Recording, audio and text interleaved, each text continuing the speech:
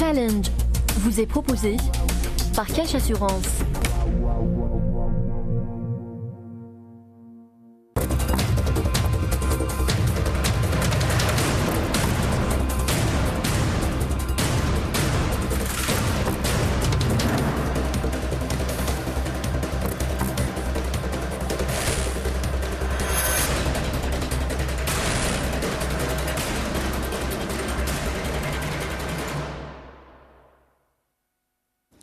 Mesdames, Messieurs, bonsoir et bienvenue sur Challenge. Alors, faudra-t-il un jour renoncer à notre monnaie, le dinar, pour rejoindre le reste d'un monde qui se servira d'une monnaie virtuelle dite crypto-monnaie?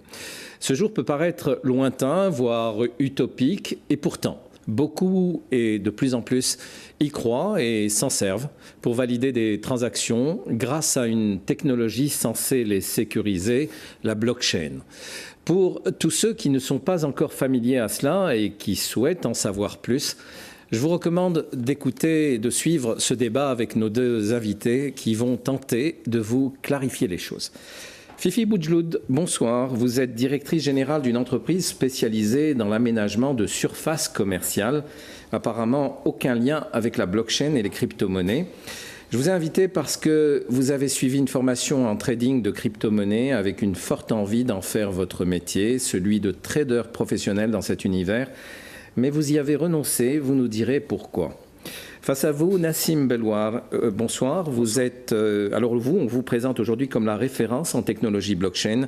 Vous avez sans doute senti que le vent de la crypto-monnaie et de la blockchain de manière générale pouvait se lever en Algérie aussi, et vous avez fondé avec votre associé une entreprise conseil blockchain algérien. Et c'est par vous, donc Nassim Belwar, que je voudrais commencer en vous demandant de tenter de nous définir ce qu'est une crypto-monnaie et ce qu'est la blockchain qui l'accompagne. D'accord, bonsoir à vous et je vous remercie pour l'invitation. Donc on va essayer de définir d'abord c'est quoi une blockchain parce que c'est la blockchain qui permet aux crypto-monnaies d'exister. Donc la blockchain théoriquement c'est une technologie qui permet de tracer des transactions, des faits ou de tracer, d'enregistrer les transactions, des faits ou bien des données.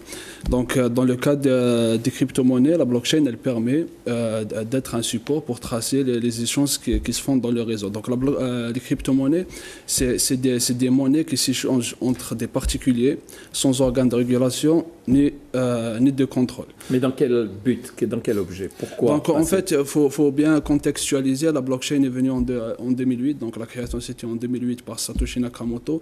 Elle est venue dans un contexte de crise. Qui est Satoshi Nakamoto? Satoshi Nakamoto, on ne sait pas encore si c'est une personne ou bien un groupe de personnes. Il a préféré rester anonyme, ou bien ils ont préféré rester anonymes. Donc c'était dans un contexte de crise où on a vu qu'il y avait une arnaque dans le système traditionnel. Là, il y avait la Fed qui émettait de la monnaie, etc. Donc ce groupe d'informaticiens ou bien cet informaticien s'est dit que voilà, on va mettre un système informatique où le code va être la loi. Donc c'est le code va émettre la loi. Donc pourquoi cette création? C'est justement pour permettre aux particuliers d'avoir une monnaie alternative au système traditionnel. Donc les crypto-monnaies, elles apportent une plus-value, elles apportent son succès est dû à sa valeur intrinsèque, c'est-à-dire à sa capacité de réduire les coûts. Donc, dans le cas du Bitcoin, par exemple, au lieu de faire des transactions internationales qui coûtent, par exemple, 40 € pour un transfert de 1 000 €, grâce au Bitcoin, on peut le faire avec quelques centimes. Ça permet également de réduire quelques centimes. Comment sont-ils prélevés, ces centimes? Donc, en fait... Qui les prélève? Les prélèves, c'est ce qu'on appelle les mineurs. Donc, il y a... c'est vrai que c'est décentralisé, mais il y a un code qui est défini lorsqu'ils ont programmé cet algorithme Bitcoin. Pour qu'il y ait une transaction, il y aura des mineurs qui vont prélever le coût de transfert. Des mineurs? Oui. C'est qui ces mineurs? Les mineurs, à la base, c'est des machines. Hein. C'est des machines qui résoudent... Mais où va en définitive cet argent qui peut apparaître lui aussi mineur, mais qui en définitive, si demain les volumes de transactions s'effectuaient en milliards de milliards, oui. Ce serait très important. Alors vers qui irait cet argent-là? C'est vers des mineurs. En fait, les mineurs, c'est eux qui créent les premières crypto-monnaies. C'est une façon en fait, dont sont rémunérés les acteurs. En fait. Quand on parle de blockchain, on parle de réseau centralisé. Ce réseau centralisé est fait par, disons, des informaticiens qui possèdent des machines constituées de cartes graphiques. Ces cartes graphiques vont effectuer les calculs nécessaires pour les transactions, pour valider les transactions au fait. Et ils sont rémunérés à travers la première monnaie, par exemple, c'est le Bitcoin. Donc en général, au fait, c'est comme une grande tombola.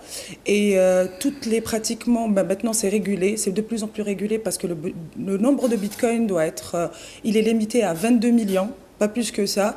Et au fait, il y a 13,5 bitcoins qui sont créés au fur et à mesure et les mineurs sont rémunérés à travers cette monnaie qui est aujourd'hui échangeable sur des plateformes de trading contre ce qu'on appelle de la monnaie fiat ou scripturale, au fait de l'argent.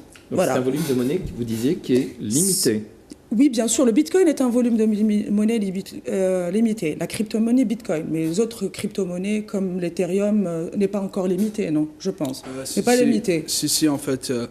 toutes les crypto-monnaies sont limitées. Elles sont limitées pour deux raisons. Déjà, la première raison, c'est pour réduire l'inflation. Donc, c'est un système qui réduit l'inflation. La deuxième raison, c'est technique. Donc, il faut vraiment mettre une quantité. Il faut vraiment mettre une quantité pour lancer le code. D'accord. Donc, voilà. Oui, c'est éventuellement un volume qui pourra être augmenté. Non. Dans un futur. Dans le cas du Bitcoin, non. C'est ce qui fait sa rareté, au fait, d'où son prix aujourd'hui. Qui fixe aujourd'hui sa valeur ? Le marché. C'est plus la demande est forte, plus le Bitcoin est cher, moins la demande est forte. Donc, si je peux aller un peu technique par rapport à cette question-là. Donc, c'est dans le cas du Bitcoin, mais après, chaque crypto-monnaie a sa propre configuration. Dans le cas du Bitcoin, le prix du Bitcoin est fixé d'abord dans la capacité de le produire. Donc, au début, il faut une machine pour le produire et ça coûte minimum 2000 €. Il faut y mettre de l'électricité. Il faut y mettre également une maintenance et avec sa valeur intrinsèque, donc la valeur de la technologie. Donc là, c'est un groupe de facteurs qui déterminent le prix. Après, il y a aussi l'effet de spéculation. Ça, il ne faut pas le nier. Bon, alors expliquez-moi. Donc, quelle est la contre-valeur de ces monnaies crypto ? C'est la monnaie réelle. Au fait... Ce sont les devises réelles. Ce ne sont pas des devises réelles. Non, je ne parle pas des crypto-monnaies, mais pour avoir leur contre-valeur. Ce sont échangeables contre des dollars ou des euros ou des monnaies. Bien sûr. C'est échangeable sur des plateformes de trading, ce qu'on appelle des exchanges. Donc, certains exchanges qui sont régulés, on peut acheter du Bitcoin, de l'Ethereum, du Litecoin. En fait, dans quel objectif j'achète du Bitcoin ou de la crypto-monnaie ? Écoutez, il y en a pour effectuer certaines transactions. Donc, vous l'avez expliqué, vous l'avez dit. C'est pour que ces transactions me coûtent moins cher par la suite, c'est ça ? Oui, initialement, c'est ça. Donc, pour éviter le secteur bancaire, initialement, c'est utilisé pour un transfert d'argent entre particuliers. Mais actuellement, il faut savoir qu'il y a tout un écosystème qui s'est développé autour de du Bitcoin. Et le Bitcoin est devenu une monnaie paire. Donc, pour rentrer dans ce marché des crypto-monnaies, cet univers décentralisé, il faut passer par le Bitcoin. Donc, pour acheter, par exemple, n'importe quelle autre monnaie, il faut acheter d'abord du Bitcoin pour rentrer dans le marché. Donc, pas tout, hein. On peut acheter de l'Ethereum contre de la monnaie scripturale, de la monnaie simple. Oui. On peut acheter du Litecoin. Il y a quand même sur un exchange comme Kraken, qui est un exchange majeur, il y a quand même 50% des monnaies présentes sur l'exchange qu'on peut acheter contre du dollar, de l'euro, du dollar canadien. D'accord. Alors du rouble. Est-ce qu'on peut être novice et aller dans ce domaine-là ? C'est à déconseiller. Je veux dire que, je veux m'y exercer, acheter de la crypto-monnaie. Et comment vais-je me déterminer pour choisir l'une ou l'autre ? Alors, dans le monde du trading, au fait, on va devoir passer par ce qu'on appelle l'étude fondamentale. C'est quoi l'étude fondamentale ? C'est qu'on va définir la crypto-monnaie dans laquelle on veut investir. Donc, on va savoir dans cette crypto-monnaie, par exemple, sur quelle blockchain elle se base. Pour, par exemple, le Bitcoin, c'est la blockchain Bitcoin. Pour l'Ethereum, c'est la blockchain Ethereum. Il y a aussi d'autres, ce qu'on appelle des crypto-monnaies de deuxième, de troisième génération qui dépendent de la blockchain Ethereum. Au fait, ce n'est pas des crypto-monnaies, c'est des token. Après, il faut savoir quel est le projet de cette crypto-monnaie, quelle est son utilité. D'accord. Oui. Et quelle est l'équipe, au fait? En général, le projet peut être très sympathique, mais l'équipe, au fait, quels sont les dirigeants, quels sont derrière les informaticiens qui sont en train de travailler sur le code, sur la technologie, aujourd'hui, pour la fiabilité. Oui, si je peux rajouter une chose, donc, là, ça tout dépend de l'usage. C'est moi qui fais en fait du conseil pour les particuliers, tout dépend de l'usage. Donc si vous voulez faire un transfert d'argent, il y a des crypto-monnaies qui sont plus performantes que les autres. Mais c'est pour utiliser les crypto-monnaies, parce qu'actuellement, ce n'est pas utilisé uniquement pour le transfert d'argent, c'est utilisé également pour acheter un service. Si je prends par exemple le cas de l'IOTA, donc c'est une crypto-monnaie des objets connectés. Là, on achète l'IOTA pour permettre aux machines de faire des transactions entre elles. Donc, il y a tout un panel de crypto-monnaies, mais il y a également tout un panel de services qui permettent. Qu'est-ce que je peux acheter avec la crypto-monnaie aujourd'hui? Est-ce que je peux tout acheter? Non. Oui, non, ça dépend du pays, ça dépend de la législation, ça dépend des services que vous voulez acheter. Aujourd'hui, à travers, par exemple, une monnaie comme le XLM, le Stratis, vous pouvez acheter des services dans tout ce qui est logistique. Voilà, tout ce qui est logistique, transport. Tout dépend de la crypto-monnaie, tout dépend du lieu du pays, au fait, et de la législation. Du pays et des entreprises. Et des entreprises, voilà. D'accord. Aujourd'hui, il y a des entreprises qui, au fait, en général, les plus grands acteurs du marché, c'est des entreprises d'informatique qui vendent des services informatiques, des logiciels informatiques, des études autour de l'informatique à travers des crypto-monnaies. Voilà. Qu'est-ce qui fait que ces monnaies sont aujourd'hui, pour la plupart, je pense, rassurantes? Et est-ce que j'ai le droit de dire cela? Rassurante, non. Moi, personnellement, malgré que je défends l'univers blockchain et l'univers crypto-monnaie, mais elles ne sont pas rassurantes. Il y a beaucoup d'arnaques dans cet univers. Par exemple, dans les levées de fonds, il y a eu à peu près 60% d'arnaques l'année dernière. Donc, c'est vraiment un marché qui est vraiment dans sa jeunesse. Il n'y a pas encore de régulation, il n'y a pas de code. Donc, c'est un peu la Alors, pourquoi les gens y vont? Et pourquoi les gens y vont alors? Parce que déjà, il faut savoir que la majorité des utilisateurs des crypto-monnaies, c'est ce qu'on appelle les geeks, la geekosphère, qui peuvent aujourd'hui, avec 5 €, 5 $, acheter un nombre incalculable de tokens dans une ICO. Alors, attendez. Token, ICO, d'accord, expliquez-nous. Alors, je vais revenir. Un token, l'équivalent d'un token, c'est ce qu'on appelle une action, en fait. Une action, un token, c'est une action. Une ICO, c'est ce qu'on appelle une Initial Coin Offering. C'est comme une incursion en bourse. Donc, vous allez acheter des fractions de cette entreprise, voilà, si vous voulez. Donc, c'est quand même la geekosphère, comme je vous ai dit. Et aujourd'hui, c'est de la spéculation. Pourquoi pas acheter avec 5 € 1000 tokens d'une ICO autour de, je ne sais pas moi, n'importe quel projet informatique. Et dans 5 ans, le token peut valoir 1000, 2000, 3000. C'est ce qui a été, au fait, le cas du Bitcoin, de l'Ethereum et de pas mal de... C'est de la spéculation. C'est aussi peut-être croire à un projet commun d'une solution alternative face au système bancaire et l'économie actuelle, je pense. D'accord. C'est une façon de voir les choses. La crypto-monnaie la plus connue, aujourd'hui, c'est le Bitcoin, on est d'accord? Oui. Quelle est sa valeur aujourd'hui, ou sa contre-valeur en dollars ou en euros? Aujourd'hui, il est à 7200 € aujourd'hui, le Bitcoin. Le Bitcoin est à 7200 €. Il a atteint, bien sûr, des plafonds. Il est arrivé le 20 décembre de l'année 2017 à 16 000 €. Et puis par la suite, les traders sont partis en vacances, donc ils ont retiré leurs billets. Le marché a perdu 25%. Certains disent que c'était une correction, d'autres peuvent dire que c'était l'éclatement de la bulle. Mais c'est très commun, c'est très fréquent dans le monde du trading de la crypto-monnaie. On revient sur ces mouvements boursiers autour de la crypto-monnaie dans un instant, juste après cette courte page publicitaire.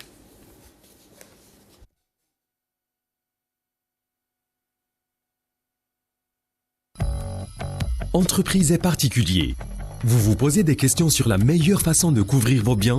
Ne cherchez plus. Cash Assurance vous assure un traitement personnalisé, efficace et à des prix concurrentiels.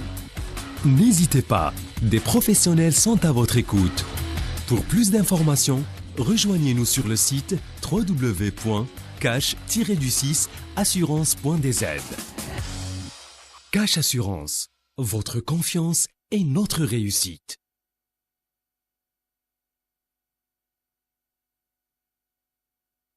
Voilà, retour sur le plateau pour évoquer le cas des crypto-monnaies et de la blockchain incidemment.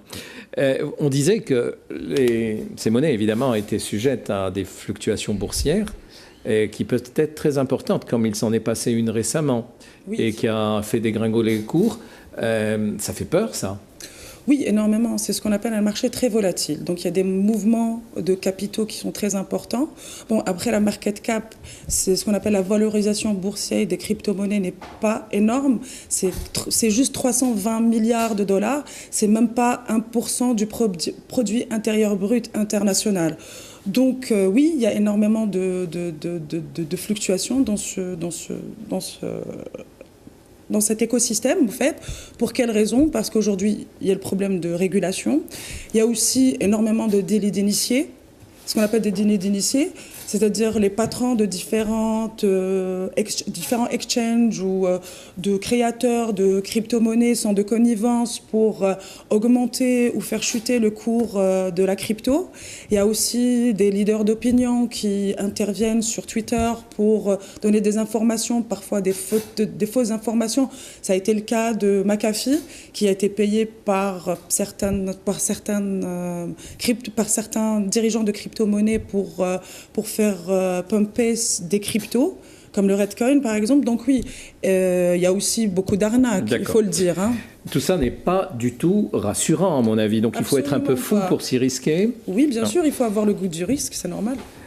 Dans les transactions boursières, telles qu'on les connaît classiquement dans le monde, je dirais, réel, il y a toujours un organisme de supervision, de contrôle. Est-ce qu'il y en a un là, dans cet univers?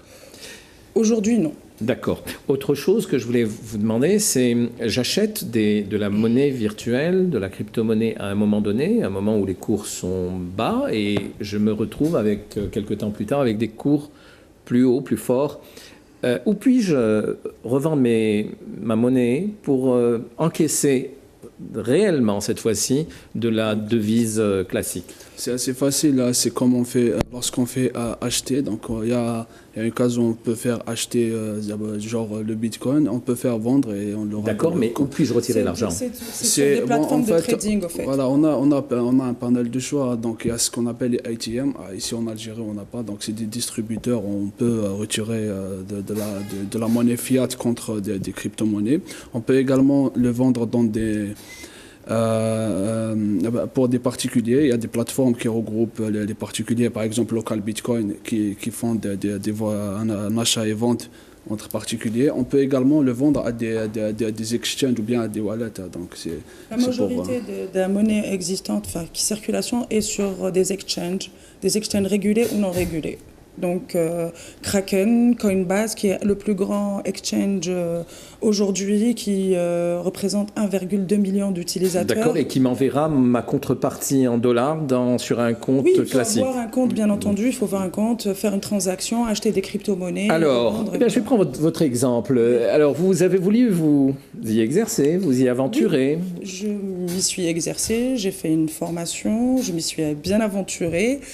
J'avais l'ambition d'en faire mon métier, c'est-à-dire être tradeuse indépendante. Vous savez que certaines personnes m'ont écrit pour me dire, mais qu'est-ce qu'elle fait là sur votre plateau?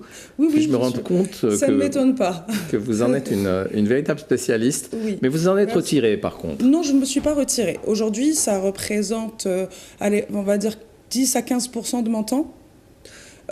Parce que devenir un trader érudit, surtout dans la crypto-monnaie, il faut savoir qu'on fait face à des gros intervenants qui ont l'habitude des marchés, qui ont l'habitude du trading, donc c'est une attitude, c'est une mentalité. Alors vous y allez pour gagner de l'argent, vous gagnez de l'argent?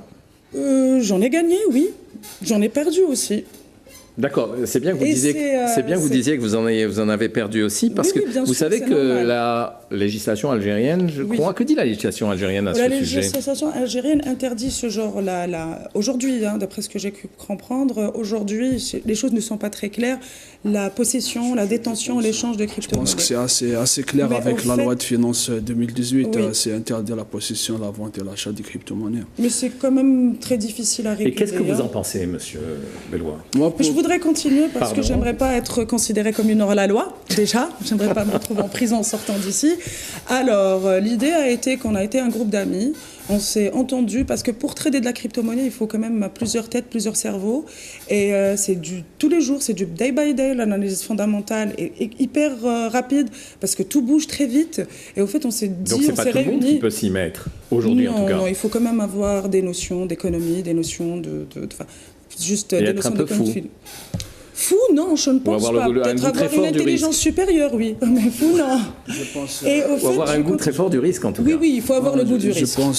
pense qu'on est en train de faire peur à nos téléspectateurs hein, parce que ça ne veut pas dire si on rentre dans le marché des crypto-monnaies, on rentre dans le trading, ça ne veut rien dire. En fait, parce qu'il y a des crypto-monnaies qui sont fondamentales, par exemple le Bitcoin, Litecoin, l'Ethereum, etc. On n'est pas obligé de les trader. C'est des placements à long terme, etc. On n'est pas obligé de faire du daily trading. Du Donc day on trading. peut faire ces déplacements à long terme. Mais si on se lance à faire du daily, là, ça nécessite quand même de faire d'avoir une réflexion financière et lire les graphes, etc. Pour revenir à la question précédente, ce que je pense de l'interdiction, donc ça va à contre-courant de ce qui se passe actuellement dans le monde, hein, parce que les technologies les plus performantes, elles s'imposent. On n'est pas passé de l'âge de pierre à l'âge numérique actuellement parce qu'il n'y a plus de pierre, mais il y a des pierres, mais on est passé à des technologies performantes. Donc nous, on pense que la technologie blockchain et les crypto-monnaies vont s'imposer d'elles-mêmes. Elles vont s'imposer d'elles-mêmes, donc ce sera forcément l'avenir. Oui, Et c'est l'avenir. combien de pays aujourd'hui s'y exercent, enfin ou en tout cas le permettent et l'encouragent? Tous sauf le pays du Maghreb. Je peux inverser la question pour dire quels sont les pays qui ne le font pas. Moi, Et l'Algérie est de cela. Oui, on est parmi les rares pays qui ont interdit. Donc qu'est-ce que vous recommandez aujourd'hui à notre gouvernement, qui a peut-être ses raisons aussi de ne pas y Oui, entrer? bien sûr. Oui, bien sûr. Donc, c'est tout à fait, c'est tout à fait logique. Mais pour moi, c'est une précipitation à l'interdiction parce que dans le cas normal, il faut laisser, lorsqu'il y a une innovation, il faut la laisser dans le marché pour voir ce qui va être dégagé par le marché et puis réguler s'il y a il y a un manque de rationalité. Mais dans le cas algérien, non. Donc, c'était vraiment un marché très minime.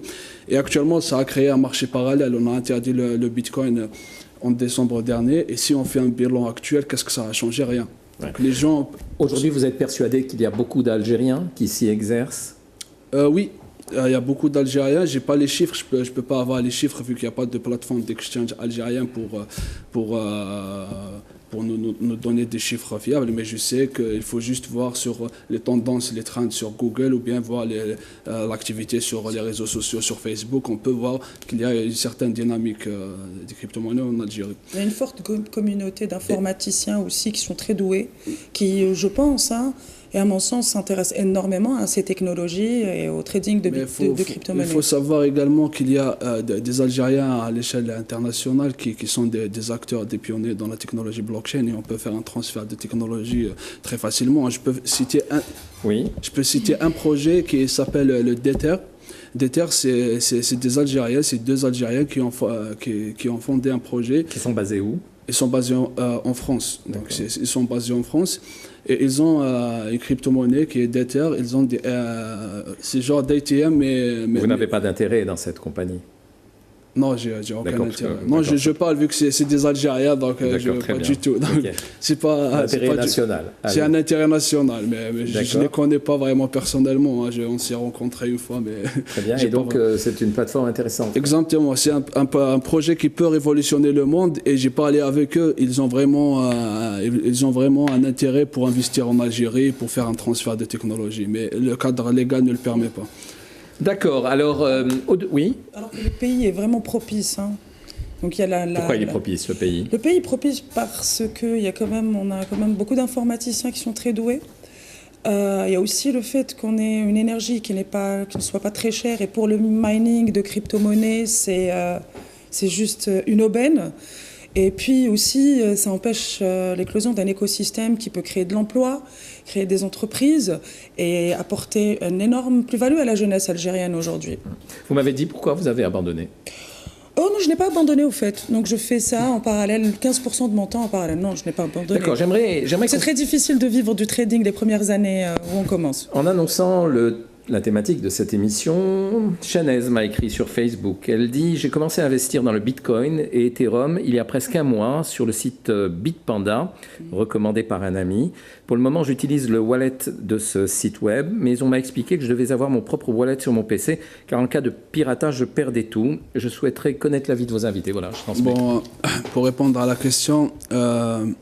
si cet exchange lui donne une clé privée, parce qu'on a une clé privée, une clé publique. Une clé publique, c'est comme un adresse mail, une clé privée comme le mot de passe pour accéder à la blockchain. Donc si cette wallet lui donne une clé privée, parce que je ne la connais pas personnellement, cette wallet, ça doit être nouveau, mais si elle a sa clé privée, elle risque rien. Malgré que le site va disparaître, il y a un moyen pour récupérer les fonds. Il suffit de se connecter à la blockchain. Nassim Belwar, je voudrais que vous disiez un mot sur la blockchain de manière générale, car elle n'est pas réservée qu'à la crypto-monnaie, elle s'étend à d'autres secteurs. À quels autres secteurs peuvent Donc la blockchain, déjà, elle remplace les tiers de confiance. Donc si on prend l'exemple des e-services, si on prend l'exemple des e-services, on peut proposer de faire des passeports instantanément, faire une identité numérique, etc., grâce à la blockchain. Elle permet aussi de faire, elle intervient dans les domaines où ça nécessite une traçabilité, notamment dans le supply chain. Le supply chain, la blockchain, elle peut sauver des vies. Actuellement, il y a des centaines de millions de morts à cause des fraudes, à cause des maladies, à cause des produits pharmaceutiques falsifiés. Voilà, donc grâce à la blockchain, on peut tracer les produits pour avoir une meilleure traçabilité. Mais il faut savoir qu'actuellement, la blockchain, elle est même connectée au satellite. Donc on peut connecter une blockchain sans avoir Internet. Et là, on peut découvrir le potentiel de la blockchain. Elle peut bancariser ou bien financiariser les pays où il y a un manque de... D'accord. Alors, pour nos téléspectateurs qui... au-delà de la loi, je voudrais savoir si réellement aujourd'hui on peut gagner de l'argent et s'aventurer en toute sécurité. Ce serait ça la question. Qu'est-ce que vous répondriez en 2 mots, parce qu'on doit terminer? Donc, moi personnellement, lorsque je me suis intéressé à la technologie, non pas pour gagner de l'argent. C'est vrai que je fais du trading également, mais je m'intéresse beaucoup plus à la technologie. Oui, il y a des moyens de faire de l'argent. Si des personnes ils vont investir dans le futur Facebook aujourd'hui, ils vont devenir peut-être millionnaires, parce que un jour dans l'univers blockchain, c'est pratiquement un mois dans le système traditionnel. C'est vraiment exponentiel. Donc oui, il y a moyen de faire de l'argent, il y a des moyens de perdre de l'argent parce qu'il y a beaucoup d'arnaques. Donc moi, ce que je conseille, c'est vraiment de s'informer. C'est vraiment de s'informer, de se former et avoir son propre analyse. Un dernier mot. Personnellement, s'informer, se former, comprendre d'abord la technologie avant de commencer à trader. Et faire attention, voilà. Surtout se former, parce qu'aujourd'hui, trouver la bonne source d'information et commencer vraiment petit. Et bien entendu, respecter la loi, la réglementation, parce que je ne voudrais pas vous inviter à y aller contre. Voilà, je vous remercie de votre attention. Merci à nos 2 invités. Et voilà, je pense qu'on en sait un petit peu plus sur ce qu'est la crypto-monnaie, la blockchain. Je vous dis à très bientôt. Peut-être que vous serez d'ici là devenu milliardaire. À la semaine prochaine.